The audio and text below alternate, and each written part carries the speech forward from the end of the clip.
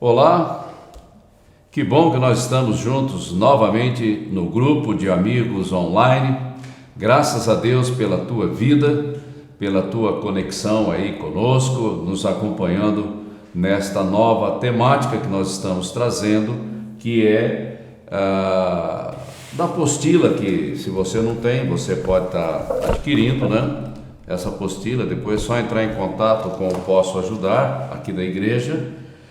Um discípulo por inteiro, a pessoa que Deus usa. Essa é a temática maior de uma série de vários módulos, e no módulo 2 nós estamos focando, todos somos vocacionados para servir em nome do Senhor Jesus Cristo na terra, no tempo da nossa oportunidade, ok? Situando você aí no assunto que nós estamos tratando. E antes da gente entrar no estudo de hoje, eu quero fazer uma correção de uma referência que eu fiz a semana passada, quando eu falando do amor de Cristo que nos constrange, eu me referi como se fosse uma passagem do livro de Romanos, mas não é. Vocês me desculpem aí pelo engano. Essa passagem ela está em 2 Coríntios, capítulo 5, versículo 14, a primeira parte do versículo. Ok? Vamos lá então. O estudo de hoje. Eu, um servo, você está brincando?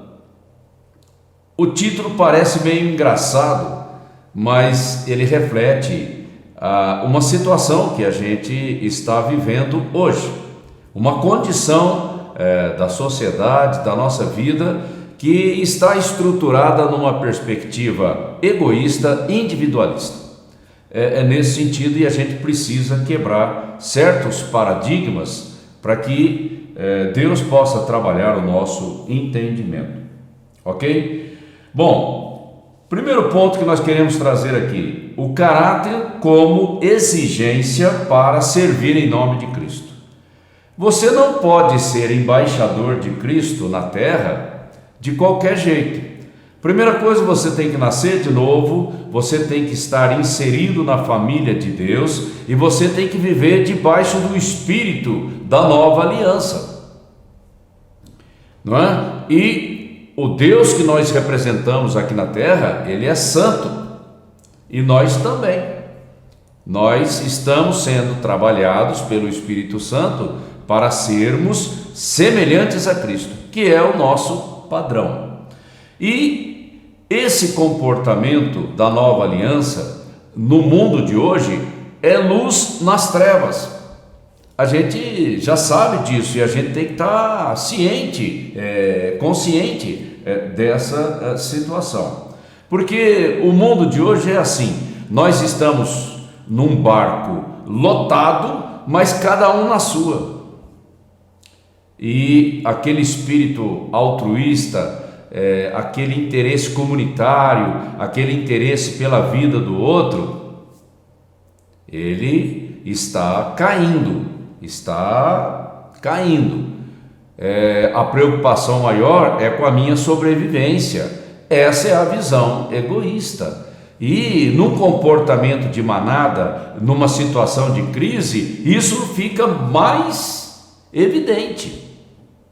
É cada um para si e olha, sai da frente. Quer dizer, é aquela situação que a gente tem visto aí diariamente pelos canais de notícias. Quando alguém sofre um acidente na rua ou acontece algum evento ruim, quase que ninguém se interessa pelo que está acontecendo, para não se comprometer, para não se envolver, para não perder tempo com aquilo. Enfim, é uma situação triste, porque a vida plena, ela passa pelo amor, e o amor, ele se interessa pela situação do próximo. É aquela história lá do bom samaritano, é a mesma coisa. Não adianta arrumar desculpa para não se envolver na situação do outro. Pelo contrário, o amor de Deus me constrange. O amor de Deus é Cristo, é o que Ele fez por mim. Agora, em atitude de fé, de gratidão, eu agora sou canal, eu sou embaixador, sou representante do reino de Deus na terra para influenciar para o bem, abençoando vidas, promovendo vidas, e sem nenhum interesse subliminar. Não, é genuíno, autêntico, o amor de Cristo fluindo na minha vida. Muito bem, e quanto mais eu cresço no verbo servir, mais eu me pareço com o Senhor Jesus Cristo. E esse é o propósito maior de Deus para nós. Segundo ponto que nós queremos trazer aqui: o caráter como imagem interior do Senhor Jesus Cristo na minha vida. Ou seja, presença manifesta do Senhor Jesus na minha vida pela habitação do Espírito Santo em meu espírito recriado. É isso. E o que Jesus veio fazer na terra, entrando na história do homem? Ele veio para salvar o que se havia perdido. Ele veio para servir. É uma doação. Isso é amor. Isso é graça. E agora Deus nos chama para que nós sejamos como o seu Filho. Isso tem que estar enraizado lá dentro de mim, uma convicção muito forte, para que eu não fique abalado com as situações que vão aparecer pelo caminho. E já já nós vamos falar um pouco sobre isso. E não adianta ficar especulando teologicamente, não, é muito simples: servir, abençoar pessoas, se interessar pela vida delas, trazer a esperança que Cristo representa para nós, para a vida de cada um que cruzar o nosso caminho. No evangelismo pessoal, intencional, autêntico, genuíno, espontâneo, em qualquer lugar, em qualquer situação, sem aquela coisa pesada da religião. Andando na rua, no ônibus, no trem, o seu vizinho ali na rua onde você mora, você trabalhando as situações para que Deus de alguma forma toque na vida dele, porque Ele olha para o nosso testemunho e você ora por ele e Deus opera. Nós temos que crer nessas coisas, no sentido de que Deus ama as pessoas, Ele está nos usando e Ele vai tocar na vida delas. Eu ando com essa convicção na minha vida, porque senão eu fico meio perdido na minha religião. E aí você acaba sendo um religioso que se tranca dentro de quatro paredes.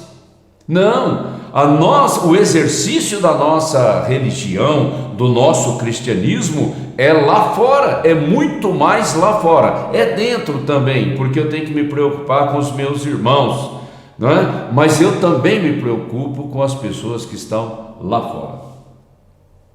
E eu sou o canal de comunicação da bondade de Deus, e a bondade de Deus é Cristo para a minha vida. Muito bem, outro ponto que nós queremos trazer aqui rapidamente: uma visão carnal do chamado de Deus para a nossa vida. Isso aconteceu lá com os discípulos no ministério do Senhor Jesus Cristo. Um determinado momento, a mulher de Zebedeu, a mãe de Tiago e João, chegou até o Senhor Jesus fazendo um pedido, que eles se assentassem um à esquerda e outro à direita lá no reino. Vamos parar um pouquinho e analisar essa situação com uma visão espiritual. Não vamos criticar a mãe de Tiago e João, nada disso. Vamos só entender uma questão de cosmovisão. E essas coisas governam as nossas atitudes. É isso que eu quero trazer aqui para vocês. Primeiro, uma expectativa de um reino imediato, como se fosse uma coisa terrena. Jesus falou: olha, o meu reino não é da terra. Ele já começou a mudar o paradigma, não é? Não é assim, não funciona assim na família de Deus, no reino de Deus. Quem quer ser o maior tem que ser servo de todos. Ele coloca o negócio de cabeça para baixo, contrariando todo aquele paradigma imediatista, mundano, terreno, da concepção que eles tinham de reino. E qual foi a reação dos demais discípulos? Eles se levantaram contra. Mas por que eles se levantaram contra? Qual era a motivação, o entendimento que estava governando essa atitude? Eles não queriam abrir espaço para eles. Era uma disputa, uma competição. Não, vocês não, sou eu. Não, você não, sou eu. Mas eles não estavam entendendo a vinda do Senhor Jesus para salvar o que se havia perdido. Eles não estavam entendendo a missão. Bom, o que a gente tem que extrair disso? Que no reino de Deus, na família de Deus, se você quer crescer, você tem que diminuir. Se você quer ser alguém de grande autoridade, você tem que ser servo de todos. Vocês estão entendendo? A lei do amor, a lei da graça, a lei da misericórdia funciona assim. Não é uma disputa, não é uma competição, não é uma questão de celebridade, não é uma questão de quem tem autoridade e vai mandar ali na igreja ou seja lá qual for o ministério. Não é essa a questão. A questão é servir em nome de Cristo para abençoar vidas. É com essa motivação, porque toda a honra e toda a glória serão dadas ao Senhor. É um outro espírito que governa a nossa vida. Porque esse negócio de fama, sucesso, celebridade, orgulho, reputação, autoridade, mandar, domínio, controle, olha o que vem junto no pacote. É triste, mas não é essa a realidade espiritual que o Senhor quer na igreja. E é muito fácil ser hipócrita, né? Faça o que eu mando, mas a minha vida é minha, é privada, aí é toda uma blindagem em cima daquele líder. Não funciona assim. O servo de Cristo, ele é transparente, ele é sincero, ele não tem nada para ocultar, porque ele anda com uma consciência limpa diante de Deus e diante dos homens. Eu não tenho rabicho preso em algum lugar, e se eu tiver, eu vou buscar o meu Senhor para que ele me corrija, porque eu não posso andar com rabicho por aí servindo em nome de Cristo. Isso não tem sentido. Então, essa questão da maturidade, ela é necessária para que o legado que nós vamos deixar seja um legado poderoso. Vamos ver a visão do servo de Cristo. Só concluindo isso que nós já comentamos. Primeiro, Cristo é o cabeça da igreja. Não tem outro. Então, toda a autoridade emana dele. Quem é que comissiona? Ele. Quem é que empresta autoridade? Ele. Quem que criou todas as coisas? Ele. Como que todas as coisas são sustentadas? Pela palavra dele. E para que fim todas as coisas existem? Para a glória dele. Então, nós trabalhamos em função da graça que emana dele. Senão nós vamos querer dividir a glória de Deus. Essa visão tem que estar muito clara na nossa vida. E mesmo sendo Deus, Jesus não se agarrou a esse tipo de coisa, mas ele se apresenta como servo nas mãos do Pai. Então nós temos exemplo para seguir. E esse exemplo é o o exemplo por excelência para a nossa vida. E na igreja não é um lugar para ter chefe, gente que manda, gente essa concepção mundana que nós temos de chefia. Na igreja nós somos servos, nós servimos uns aos outros, nós amamos uns aos outros e nós trabalhamos para que todos sejam abençoados. É assim que nós trabalhamos, é assim que nós agimos, ok? E isso é servir em nome de Cristo. Bom, e nós temos aqui um exemplo marcante que é o apóstolo Paulo. Olha a unção que esse homem recebeu, olha as revelações que Deus trouxe através do apóstolo Paulo. E Paulo era um simples homem que tinha problemas, que tinha dificuldades, que tinha fragilidades, mas ele era um homem de fé que se colocava nas mãos de Deus, ele dependia da graça. Então, a força de Paulo não vem dele, vem da comunhão, do relacionamento, da intimidade que ele tem com Deus, e isso ele transmitiu, essa unção da presença manifesta de Cristo na vida dele, em todos os lugares por onde ele foi, e deixou um legado para nós. Bom, um outro ponto que eu quero trazer aqui rapidamente são características marcantes de um servo de Cristo dentro da visão da nova aliança. São 3, eu vou comentar uma por uma. Primeiro ponto, o servo de Cristo ele é autêntico, não tem máscara, não tem hipocrisia, ele é autêntico, é o projeto singular que Deus trouxe para a vida dele, é como ele é, e a singularidade do chamado de Deus para a vida dele, e ele usa tudo isso para servir pessoas. Ele não esconde nada, ele não tem que mostrar para os outros que ele é um ungido especial, que está acima da média. Ele não tem esse tipo de preocupação, porque quem é, quem não é, força a situação. E nós somos autênticos na nossa vida com Deus e na nossa vida de servir a Deus, e a gente não esconde nada. É evidente, por uma questão de prudência, que certas coisas a gente não conversa com qualquer pessoa. Eu já falei muito sobre isso, né?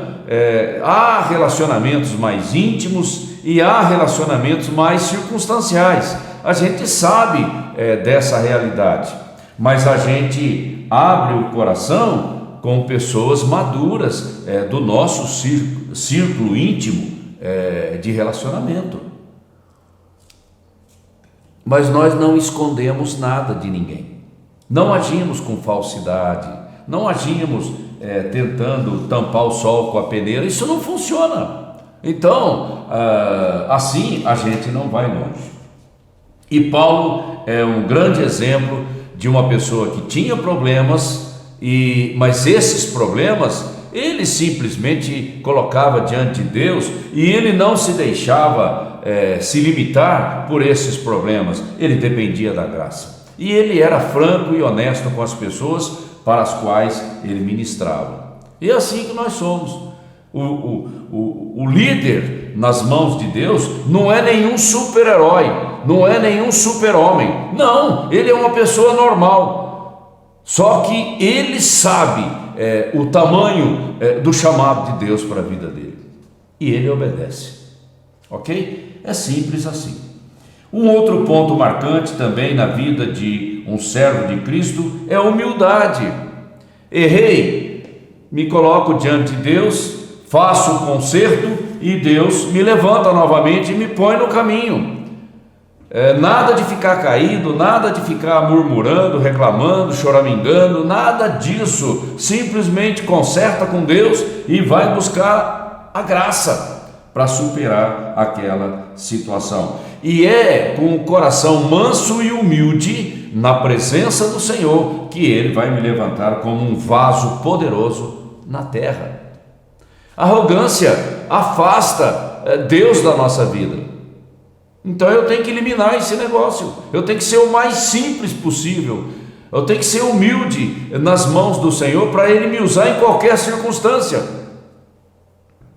ok? Eu não posso menosprezar as coisas pequenas, simples, humildes, não, eu tenho que receber isso com o coração grato, porque um copo d'água que uma pessoa me dá, me oferece, eu tenho que receber com gratidão, porque é uma atitude sincera daquela pessoa, do coração daquela pessoa, e eu tenho que valorizar isso, porque senão eu vou começar a discriminar pessoas e situações, e como é que eu vou ser usado como vaso, como instrumento de Deus na terra, com esse tipo de motivação corrompida?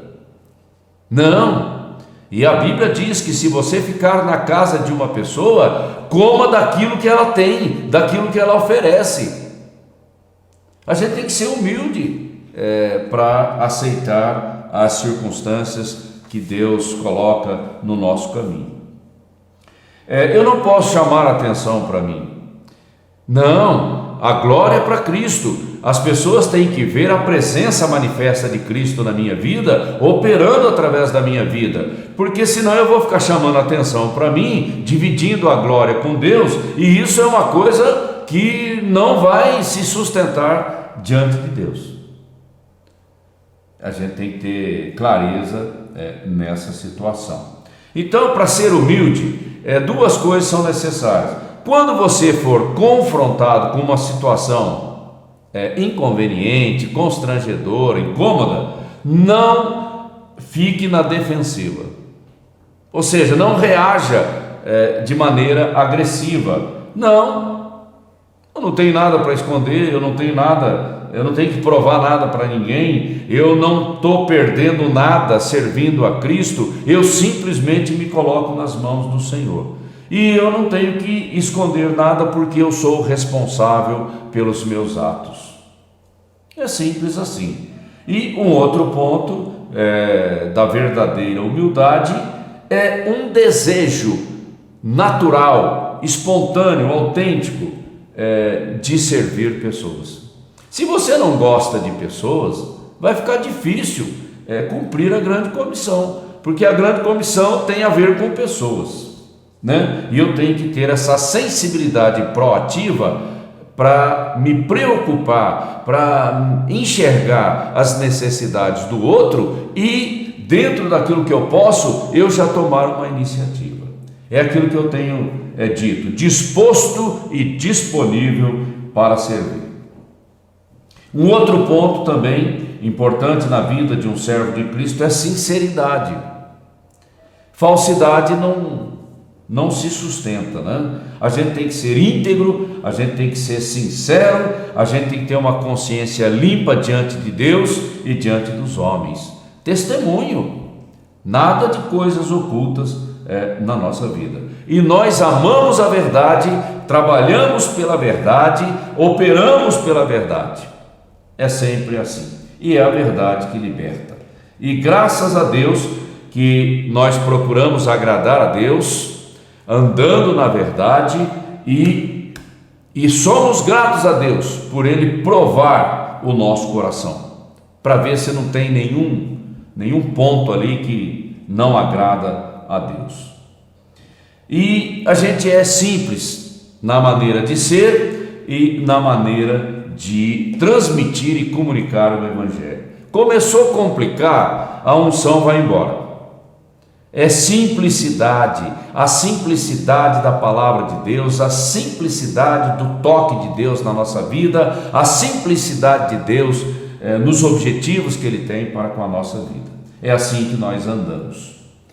Agora, se tiver intenções subliminares, já vai criar um constrangimento e a unção ela não vai fluir naturalmente, não só na nossa vida, mas também nas nossas reuniões e no nosso trabalho. Veja bem, com essas características importantes de servo, eu não tenho que manipular ninguém, porque eu não estou aqui para explorar pessoas, manipular, controlar, dominar pessoas. Eu estou aqui para transmitir a graça, o amor de Deus para as pessoas.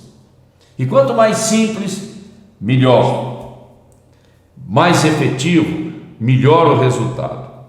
Bom, concluindo então o nosso estudo, seja autêntico. Esse é o conteúdo central do assunto que nós estamos falando hoje. Seja exatamente como Deus te criou. Aquela forma, aquela singularidade que Deus trouxe para a tua vida. Sendo sincero, sendo humilde, sendo transparente. Agora, não ofenda as pessoas. Ser sincero não significa ofender pessoas, ok? E permita Deus trabalhar a tua maturidade, para que você possa servir com mais intensidade e com mais poder, que é o que nós queremos. Toda pessoa melindrosa, difícil, que fica na defensiva, ela reage mal. Ela reage mal diante de circunstâncias adversas. Olha, nós precisamos pedir perdão a Deus, reconhecer essa fragilidade na nossa vida e pedir para Deus mudar isso na nossa vida. Porque Deus não usa canal travado, canal que está enroscado, porque você vai mexer com pessoas e vai agredir pessoas, e isso vai afastar as pessoas do Evangelho. Nós representamos Cristo na terra. Então, o servo de Deus, ele é um cara otimista, ele é um cara entusiasta, ele é um cara que valoriza as pessoas, e ele é um cara que é paciente para lidar com as pessoas. Ok? É isso que Deus quer na nossa vida, para que o nosso legado seja frutífero e permaneça para a glória de Deus. Aproveite, porque o relógio está correndo e você tem que tomar uma decisão rapidamente na tua vida para ser uma bênção na terra. Que Deus te dê maior entendimento sobre tudo isso que nós falamos, que você tenha uma semana maravilhosa, já colocando em prática tudo isso, e eu conto com você a semana que vem. Deus te abençoe.